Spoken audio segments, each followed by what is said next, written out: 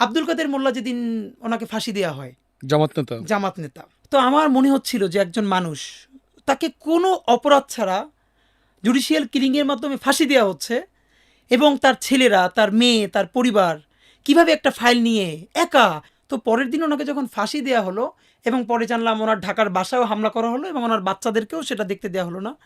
আমি জানি না ভাইয়া কী হয়েছে আমি আমার বাসায় গড়াগড়ি করে চিৎকার করে কাঁদতেছিলাম।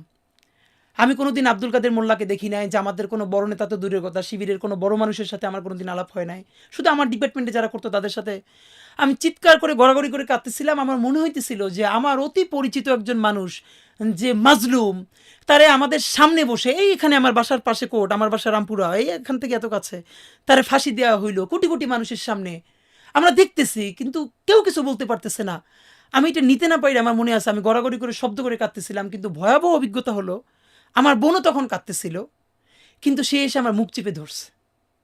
আমার বোন মুখ চেপে ধরে আমার বলতেছে, সেও কাঁদতেছে নীরবে, যে জোরে চিৎকার করে কাঁদা যাবে না, কারণ আমার বাসার পাশের ফ্ল্যাটে যদি কেউ চিৎকার করে কান্না শোনে, তারা বুঝে ফেলবে যে এই বাসায় মনে হয় শিবিরের কেউ আছে, তখন আমাদের বাসা ছাড়তে হবে, অথবা এই বাসায় আমরা থাকতে পারবো না।